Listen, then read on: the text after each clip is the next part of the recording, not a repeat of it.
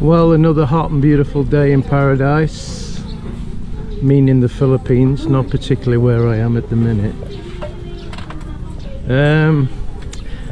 Well, things just get better and better, don't they?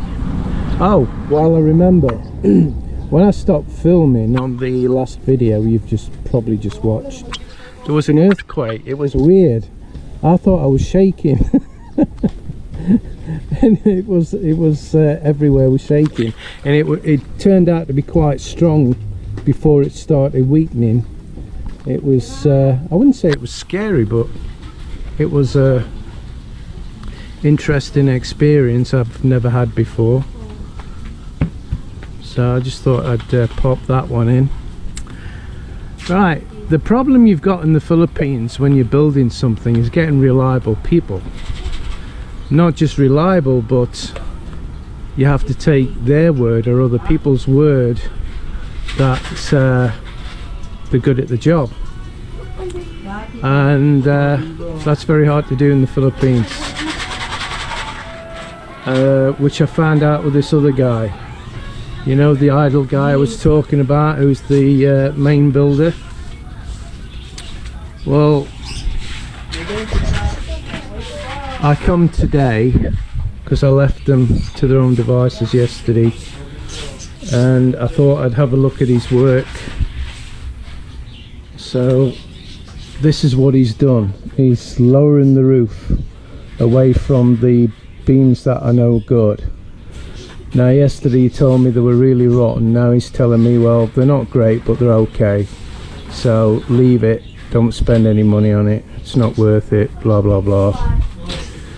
So I'm looking at his handiwork here and I'm thinking to myself, well, even by eye they don't even look very straight, and they don't look like they're meeting each other up. Now, the flexi board, sorry, hardy flex board is I'm not quite sure what it's made of, but it's very brittle, so you can't hit a nail through it. You've got to drill it, and when you're cutting it you've got to use angle grinder to cut it. You can't cut it with a saw or anything like that.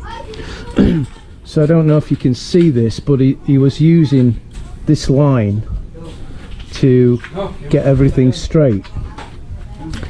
Now, I went out and bought this for them because I said to him on about 6 occasions before he started, I'm not going to accept anything less than what I've asked you to do.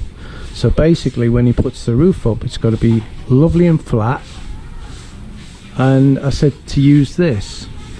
Now, I know I'm not going to use it the right way here, but let's just get this on so I can see what I'm doing. I'll get around there. So if you look at this, you put the flexi board on here, and it's not even straight, you know. I'm just so annoyed. I'm really annoyed. You look on there, it's reasonably level, but it's not in line with that, and none of them are. So now I've either got to get somebody else to put it right, which the guy who was doing the toilet, I think he's got all the tiles off, look, so he's ready to start and put the tiles on. I'm going to put the tiles a bit further up the wall. I'm not sure I'm going to go too far with them, probably 2 tiles high this time, so it'll go past the tap, I think. So I'm probably going to get him to work on the roof because he's like a master cabinet maker. That's his main money earner, is getting people to get him to make cabinets for him.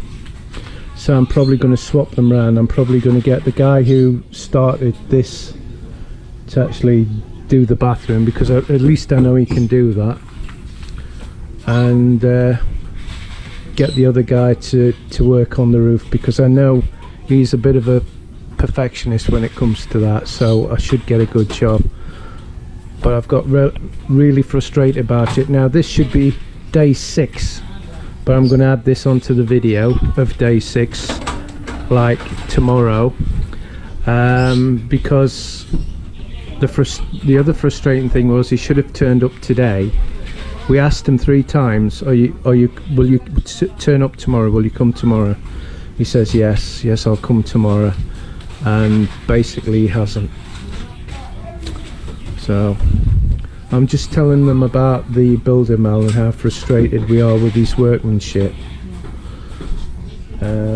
I didn't pay him what I should have paid him, by the way, yesterday. I refused to do it, so he got less money. So that's perhaps why he's not turned up today, and maybe he'll not turn up tomorrow, I don't know. But there's no way of finding out, you see.